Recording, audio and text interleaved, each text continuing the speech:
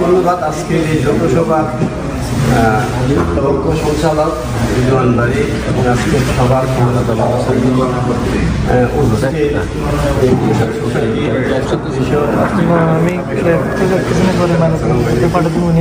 আমি খুব সংক্ষেপ করবো কারণ সবার চোখে ভাব দেখতেছি ওইদিকে রেস্টুরেন্টেরও তারা আছে এখন আমরা টাইমটা ওভার করে ফেলছি।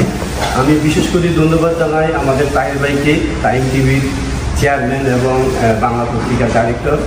এই যিনি আলাদা থেকে শুনছেন উনি নিজেও বলছেন যে 1991 থেকে এই সস ম্যাকডোনাল্ডে আমাদের বিএনপির প্রোগ্রাম বলেন, এডুকেশনের প্রোগ্রাম বলেন, বিশেষ করে এডুকেশনের প্রোগ্রাম যেখানে আমি হেলাল ভাই সাথে আমাদের সাথে ব্যক্তিগত সম্পর্ক ছিল, উনি প্রত্যেকটা প্রোগ্রামে আসতেন।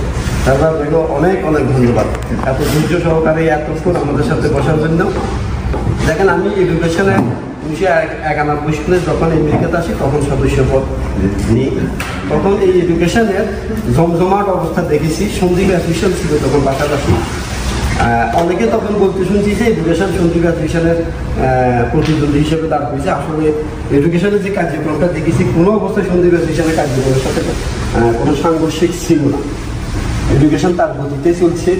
আমি প্রথম দেখেছি যে রাস্তায় বৈশাখী মেলা যেটা ওপেন, এখন তো সেই পথে ঘাটে যেখানে সেখানে মেলা হয় বিজনেস আকারে, তখন এই সন্দীপ এডুকেশন সোসাইটি কিন্তু সসমেগুলো প্রথম নিয়ে প্রথম মেলা করে এবং আমাদের PS 179-এ মেলাগুলি করছে। আসলে বিশাল ইতিহাস। কিন্তু হঠাৎ করে দুর্ভাগ্য 1997-98 দিকে তখন সভাপতি ছিলেন আমাদের ফয়জুল কবির সাহেব আর সেক্রেটারি ছিলেন আমাদের প্রফেসর দেওয়ার সাহেব। আমি যদি ভুল না বলে থাকি, এখানে হয়তো অভিজ্ঞতা সম্পন্ন উনি সৃষ্টি থেকে জড়িত। ট্রাস্টি বোর্ড গঠন নিয়ে আমাদের সমাজে সেই ক্র্যাশ এবং সেখান থেকে সমাজগত ওই কমিটি নিষ্ক্রিয় হয়ে গেছে।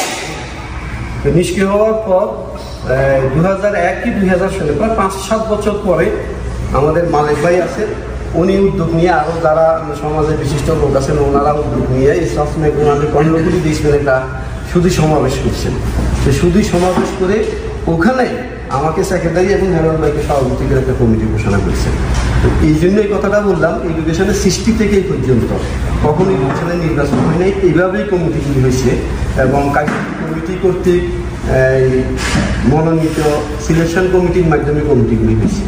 তা আমি আজকে এই কমিটির কথা বলি, যে কমিটিতে বর্তমানে যে হাইডারে যে কমিটিটা ছিল তারা আমাদেরকে 3 জনকে হেলাল ভাইকে প্রদান করি, আমাকে এবং সাদুল ভাইকে দিয়ে একটা কমিটি ঘোষণা করছে। কমিটি ঘোষণা করার পর এটা কোনো বিতর্ক দেখি নাই, কোনো প্রকার কোনো সমালোচনা দেখি নাই, ফেসবুকে কোনো লেখালেখিও দেখি নাই। তো আমরা একটু সময় নিয়েছি, সাথে সাথে যেটা হাইডারে উল্লেখ করলো যে সন্দীপ সোসাইটির একটা নির্বাচন আছে, কারণ আমরা এডুকেশনে যতজনই জড়িত আছে সবাই সন্দীপ সোসাইটির সাথে জড়িত। হয়তো এটা নির্বাচনের প্রভাব পড়বে কিংবা একপক্ষীয় সিদ্ধান্ত হবে, অনেকে অনেক ধরনের কথা তুলছি বলে আমরা একটু সময় নিলাম। আমরা সময় নিয়ে আফটার ইলেকশনে আমরা কমিটিটা ঘোষণা করলাম। কিন্তু আমরা কমিটি ঘোষণা করছি, আমরা সন্ধ্যের বাইরে কোনো লোক দিই নাই, এডুকেশনের বাইরে কোনো লোক দিই নাই। আপনারা দেখেন আগের কমিটি দেখেন আর এখনকার কমিটি দেখেন, পাশাপাশি বসান, দেখেন আমরা কয়টা লোককে বাদ দিছি আর কয়টা লোকে নতুন আনছি। যে আগের লোকগুলি সেই এডুকেশন কমিটিতে, কিন্তু ফেসবুকে দেওয়ার সাথে সাথে দেখলাম অনেক কংগ্রেচুলেশন আমাদের সভাপতিকে, সেক্রেটারিকে, অনেক কিছু। হঠাৎ 2 সপ্তাহ পরে এটার গতিবিধি চেঞ্জ হয়ে গেল। চেঞ্জ হয়ে নানান ধরনের কথা, বর্তমান সভাপতি টাকা তসরুপ করছে, তারপরে আগের সভাপতি এটা ইচ্ছাকৃতভাবে সম্মান পাওয়ার জন্য, শেয়ার পাওয়ার জন্য এইগুলি ঘটনা করছেন। সেই 30 বছর আগে সত্য মিথ্যা যা আছে আমার সাথে অ্যাড নাই, আমাকে বিশেষ করে মিলাদ ভাই হেল্প করছে যখন এটা প্রকাশিত হয়নি, আমাকে পাস করছে। আমি বলতাম না, আমাকে ব্লক করে দিছে বলে আমি পাইতাম না, আমাকে ব্লক করে হ্যাঁ আমাকে ব্লক করে দিছে। হ্যাঁ উনি ওখানে একটা মিথ্যা কথা আছে, যখন আমাদেরকে প্রেসিডেন্ট, আমার নামও উল্লেখ করা আছে, আমাকে সেক্রেটারি এবং ওনাকে প্রেসিডেন্ট ঘোষণা করেছেন, উনি নাকি ডাক্তার কবির সাহেব থেকে বিভিন্ন কাগজপত্র এগুলি সংগ্রহ করে আমাদেরকে দায়িত্ব দিয়েছেন। এটা সম্পূর্ণ মিথ্যা কথা।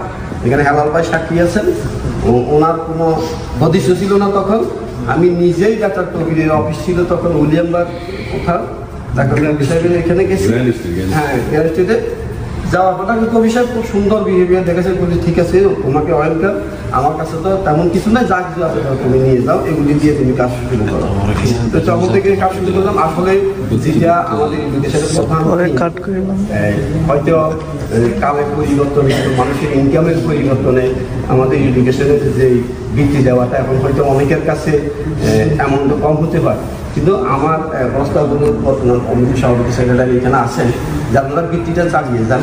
হয়তো আপনারা ধর্মকর্তা, মেধাবী শব্দটা বাদ দেন। আমি দেখেছি যে অনেক গরিব, তার পাশ করুক না, তার পাশ করলে তো একটা সার্টিফিকেট করলে, মেট্রিক পাস করলে, ইন্টারমিডিয়েট পাস করলে সে মেধাবী হতে হবে এমন কোনো কথা নাই। যে আমরা একটা শব্দ লিখে ফেলছি এটা কোরআনের মতো, আর কখনো এটা চেঞ্জ করতে পারবো না বা এটাকে মানতেই হবে এমন কোনো কথা নয়। আপনারা বৃত্তিটা চালু রাখেন এবং বিশেষ করে গরিব, অনেক গরিব আছে, অনেকেই দেখা গেল যে অর্থনৈতিকভাবে তারা স্কুল ড্রপ আউট হয়ে যায়, এইটা খুব উপকার হবে। সেই যেটা দিয়ে এডুকেশন সৃষ্টি হয়েছে সেটা আপনারা চালু রাখেন। আর এখানে যেটা অনেকেই বললেন যে আমরা এখানে মেধাবী ছাত্ররা আছে, তাদেরকে আমরা একবার করছিলাম টুঠারি, তখন আমি সভাপতি ছিলাম টুঠারি, পিএস টুঠারিতে। এখানে আমাদের ছেলেমেয়েরা যারা এখানে বিভিন্ন ভালো রেজাল্ট করছে, আমরা তাদেরকে কালেকশন করে আমরা তাদের পুরস্কারের ব্যবস্থা করেছিলাম। সেই জিনিসটাও আপনারা চালু রাখতে পারেন। আর আমি আজকে আর বিশেষ কিছু বলবো না, যেহেতু সভাপতি সেক্রেটারি আরও কিছু কথা বলবেন আপনাদের কর্মসূচি উপলক্ষে। তো সর্বশেষ আমি ধন্যবাদ জানাবো আগের কমিটির, বিশেষ করে সভাপতিকে এবং যিনি আগের কমিটির সভাপতিকে সহযোগিতা করেছেন যে আমাদের এই বিশাল অর্থটা রক্ষা করার জন্য। আমি ওনাকে ধন্যবাদ জানাই। আসলে উনি বুঝতে পারছেন এটা গরিবের সম্পদ, এটা গরিব ছেলেমেয়েদের সম্পদ, এটা যাতে নষ্ট না হয় এই কারণে উনি হয়তো নিজের বিবেক থেকে এই সহযোগিতাটুকু আপনাদের করেছেন। আমি এখানে নাম বলতে বলবো না, আমি জানি, এবং ওনাকে আন্তরিকভাবে ধন্যবাদ জানাই। আমি সকল উপস্থিতিকে ধন্যবাদ জানাই। আমি আমার বক্তব্য শেষ করলাম। আচ্ছা, পিকনিক তো এডুকেশন আমি জানি 27 জুলাই পিকনিক তারা ঘোষণা দিয়েছেন। আমি যতটুকু জানি ওনাদের 27 জুলাই 2টা স্থান নির্ধারণ করা আছে। ওনারা একদিন আমাকে একটা মিটিং থেকে অনুরোধ করলেন যে আগামী দিন বা তো লং আইল্যান্ড লাইনের পিকনিকগুলির অপশান যাবে, আপনি তো এই ব্যাপারে একটু জানাশোনা আছে, আমাদেরকে একটা পাস বুক করে দিতে পারেন।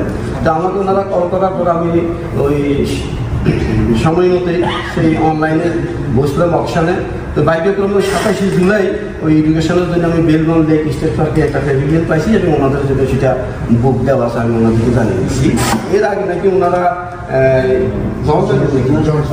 জর্জ আইল্যান্ডে নাকি পার্কে বুক করছেন, সেটা আপনাদের সিদ্ধান্ত, আপনারা যেখানে করেন যেখানে জর্জ আইল্যান্ড সিদ্ধান্ত হয়েছে নাকি, তো এটা ভালো কথা। তাহলে আমি আমারটা হয়তো ক্যান্সেল করতে পারবো। তো এই সবার কাছে অনুরোধ থাকবে আমরা যাতে পিকনিকটা, কারণ অনেক দিন পরে এডুকেশন পিকনিক করতেছি, এদিকে সহযোগিতা করে যেন এডুকেশন